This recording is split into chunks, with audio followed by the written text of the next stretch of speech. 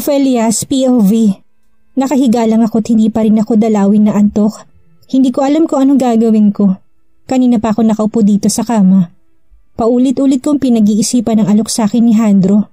Nilalaro kong mga daliri ko. Pero nang marinig kong pagtunog ng lock ng pinto, ay mabilis akong humiga para magpanggap na tulog. Kahit hindi ko idilat ang mga mata ko ay alam ko kung sino ang dumating. Nalalanghap ko ang pabango niya na kilalang kilala ko.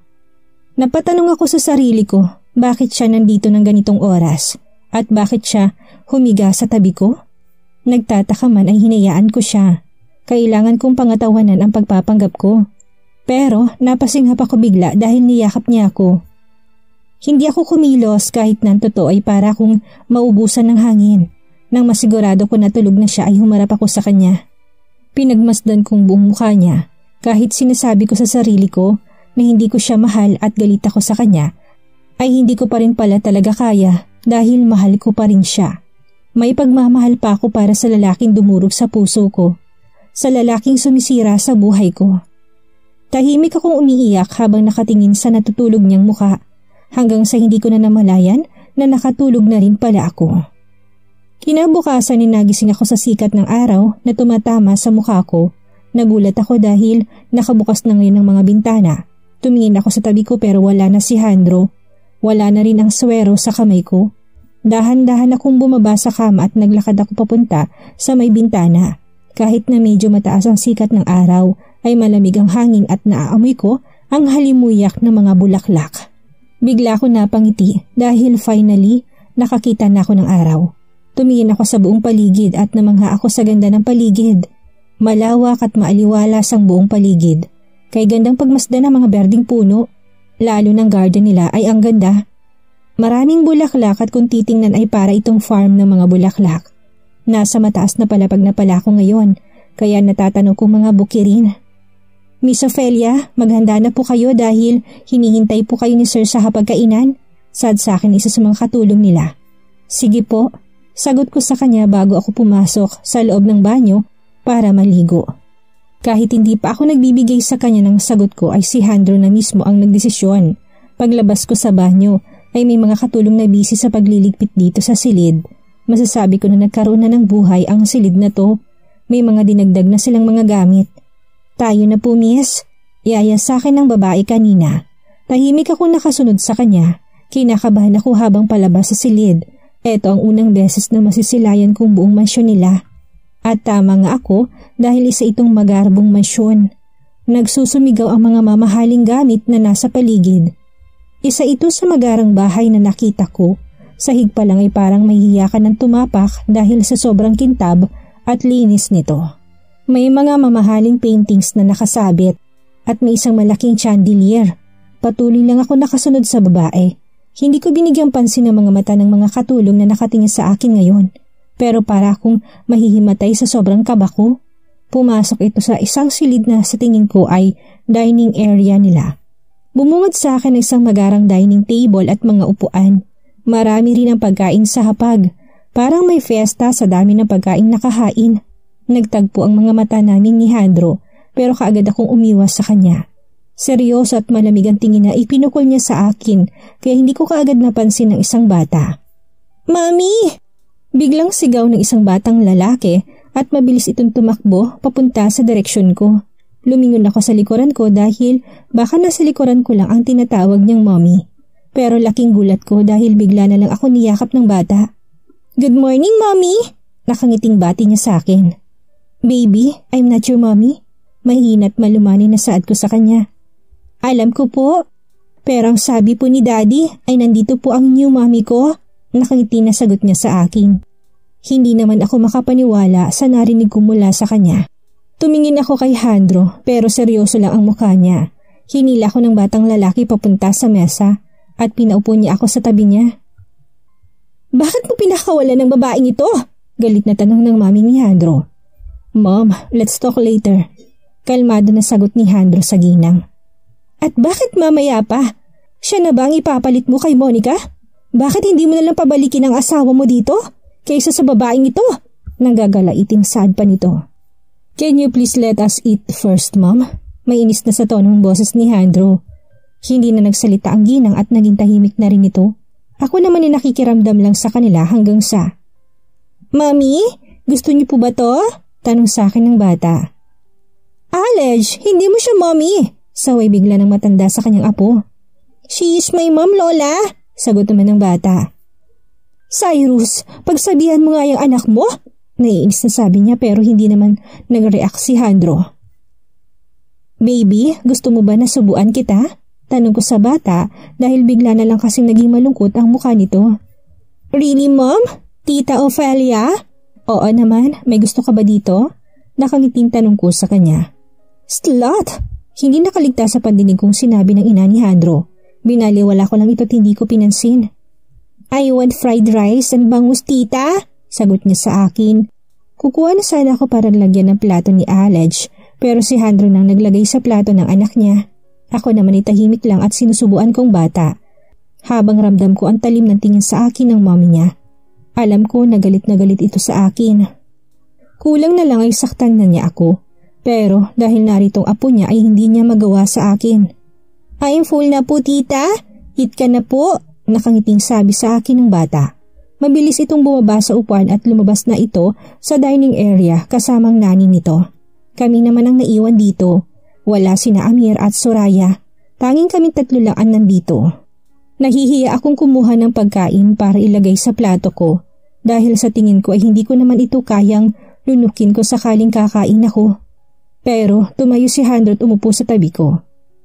Tahimik lang ito habang nilalagyan ng pagkain ng plato ko.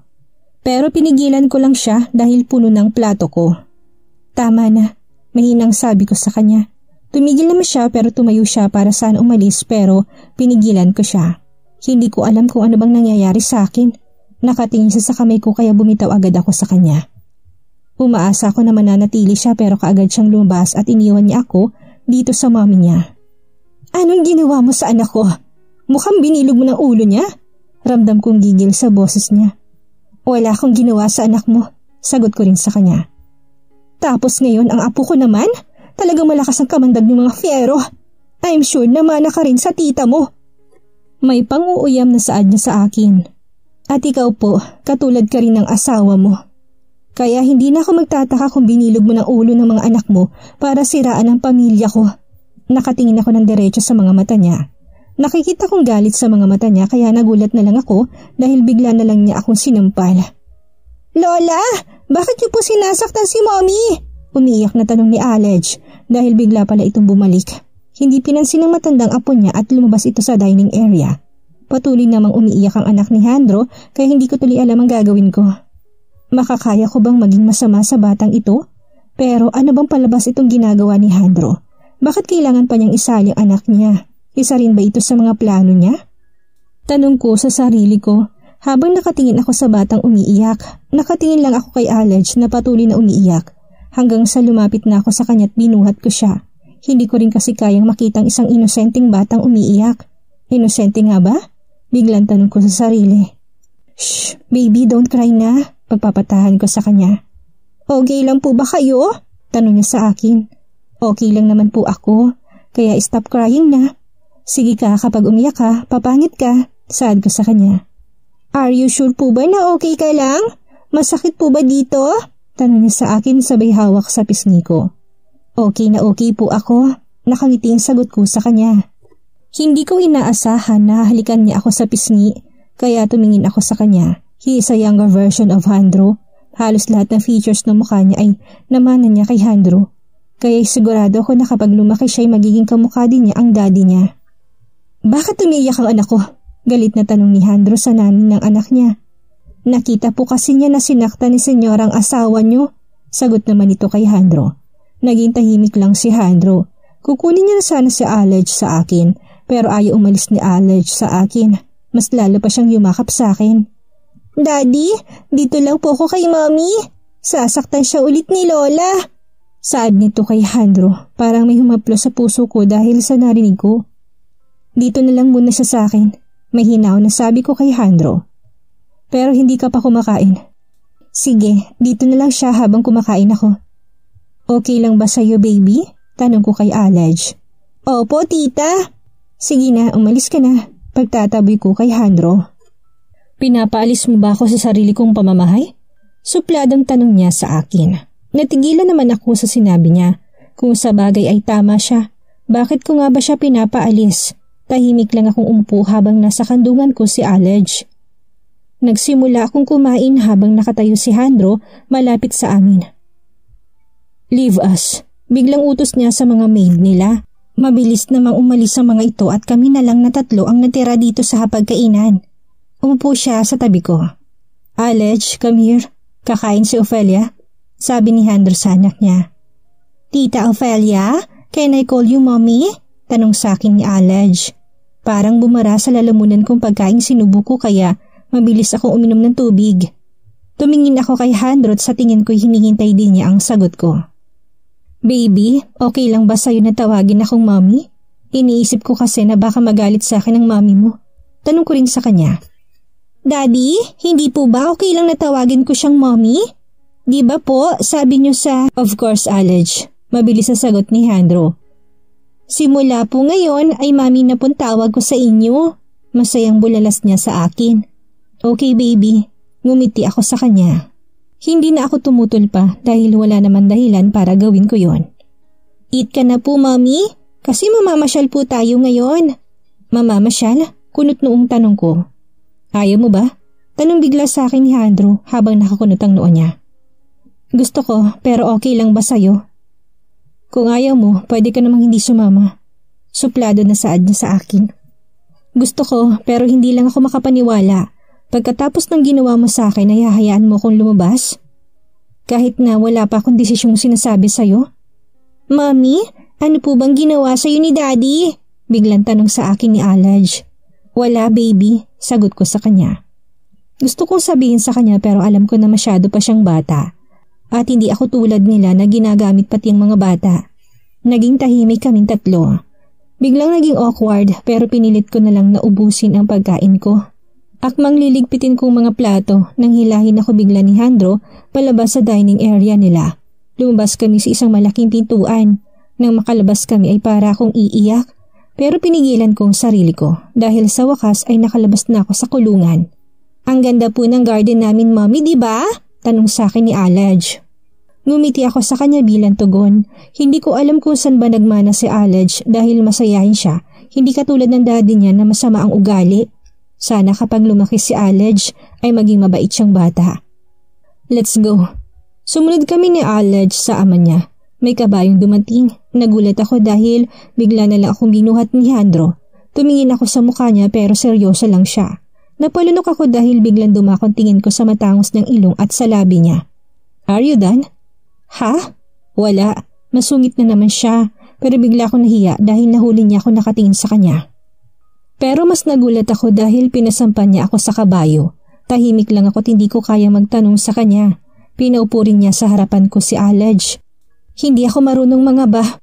Nabitin sa ere ang sasabihin ko dahil lumupo siya sa likuran ko. Biglang bumilis ang tibok ng puso ko. Hawakan mo ng mabuti si Alej.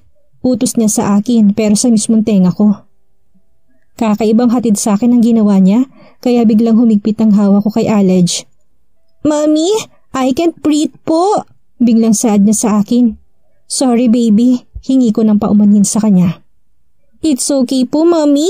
Are you scared po ba? Don't worry mommy dahil magaling po si daddy mag-ride sa horse. Sabi niya sa akin. Hindi na ako nagsalita dahil hindi ko naman alam ang sasabihin ko. Mommy, hindi po hahayaan ni daddy masaktan tayo. Dagdag pa ni Alej. Kung alam mo lang Alej, kung alam mo lang ginawa sa akin ng daddy mo ay hindi mo sasabihin yan. Kaya niya akong saktan at itong pinapakita niya sa'yo ay hindi itong daddy mo. Because he is one of the ruthless man na nakilala ko. Gusto ko isatinig pero hindi ko kaya. Okay baby, sagot ko na lang sa kanya. Hinawakan ni Jandro ang tali at nakayakap siya sa amin ni Alej. Ramdam na ramdam kong hininga niya na tumatama sa tenga ko. Napasandal ako sa matigas niyang dibdib. Napabuga ako ng hangin dahil talagang kinakabahan ako. Nagsimula ng tumakbong kabayo kaya napapikit ako. Pero kahit na nakapikit ako'y hawak ko pa rin ng mabuti si Alej. Open your eyes. Utos sa akin ni Alejandro. Hindi na, okay lang ako. Sagot ko sa kanya habang nakapikit pa rin ako. Paano masasabing pamamasyal ito kung nakapikit ka? Sabi niya sa akin. Unti-unti ko minulat ang mga mata ko. Bumungad sa akin ang malawak nilang manggahan.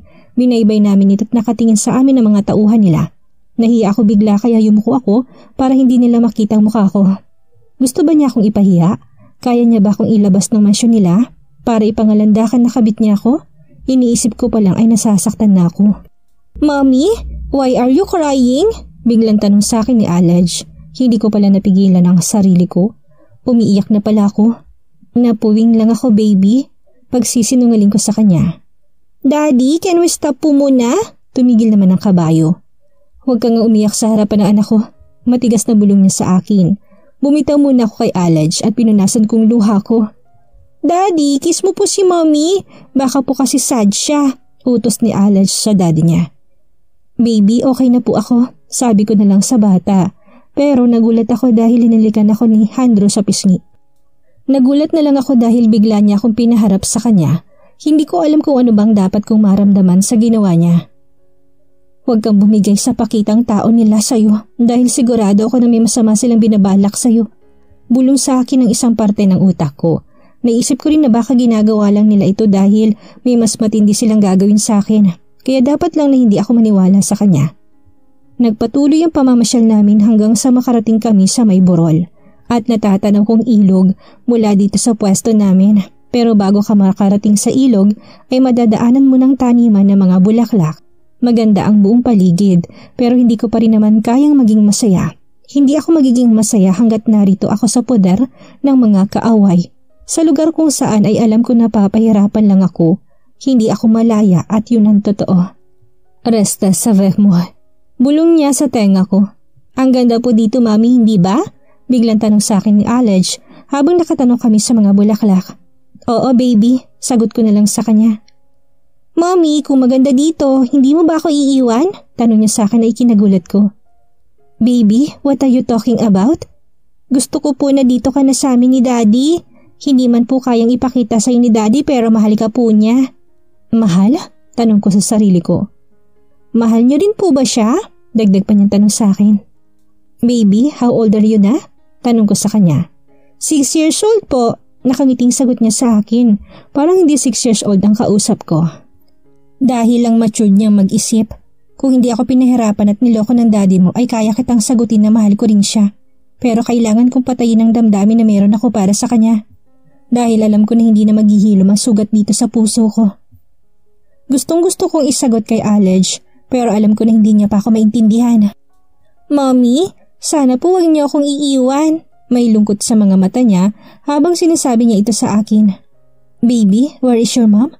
Iniwan na po niya ako. Malungkot na sagot niya sa akin. Umuwi na tayo. Masakit na sa balat ang araw. Biglang dumating si Jandro. Pwede ba ako maligo sa ilog? Wala sa sariling tanong ko sa kanya.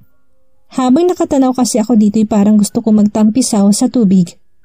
Okay, pero iuwi ko muna si Alej sa mansyon. Babalik din tayo dito kagad. Sagot niya sa akin.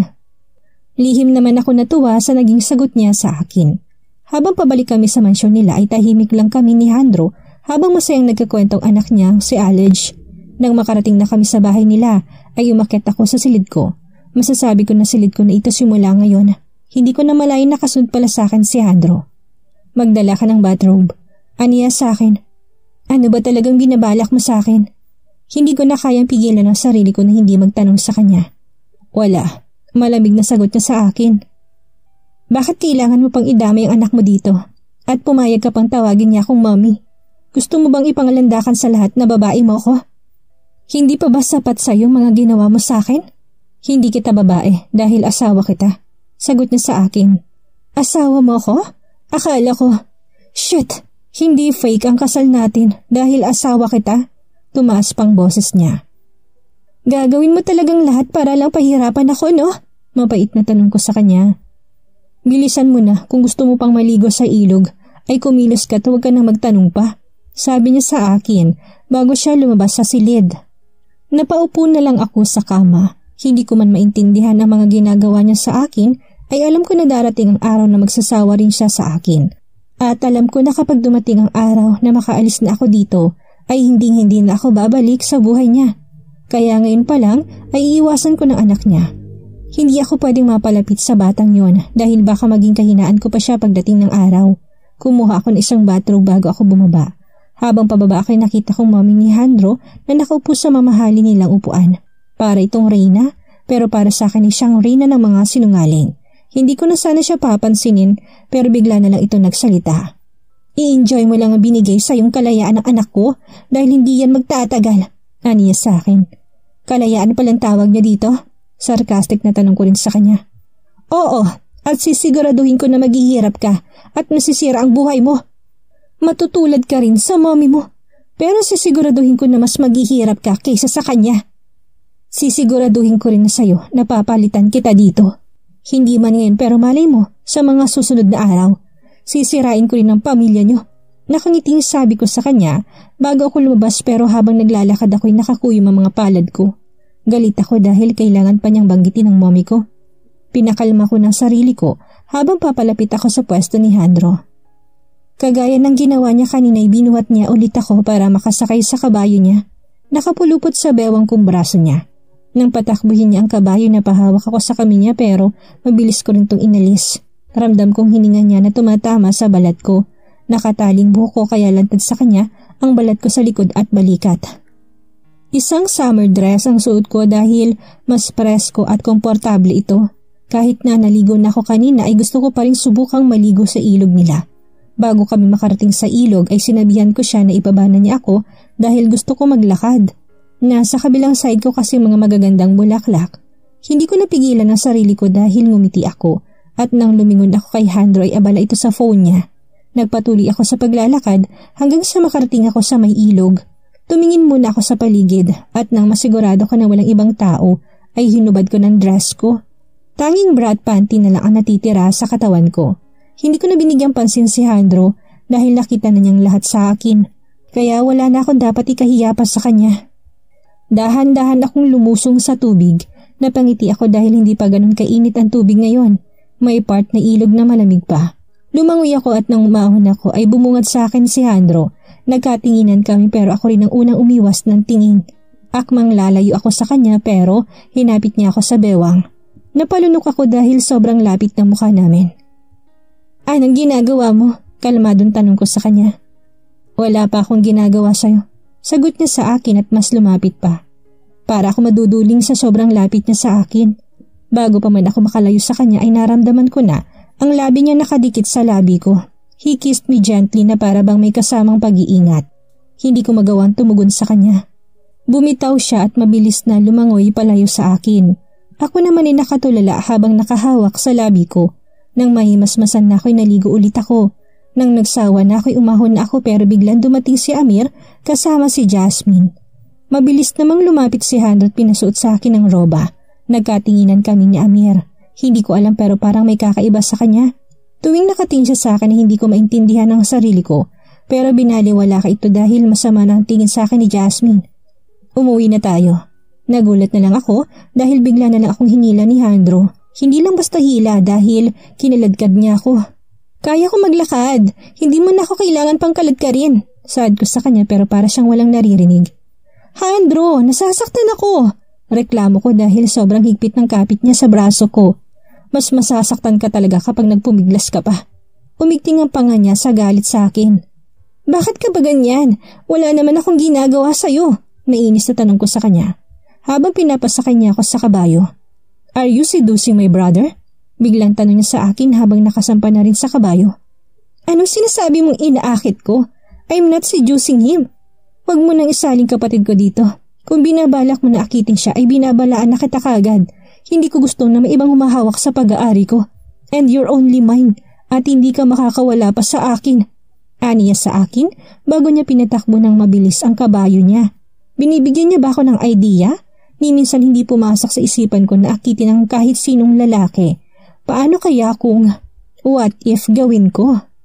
Ano kaya plano na bubuo sa isipan ni Ofelia matapos tila binigyan siya ng idea ni Alejandro? Ano ang dahilan ni Handro? Bakit ipinakilala niya kay Ofelia ang anak niyang si Alej? Anong sorpresang inihanda ni Alejandro para kay Ofelia?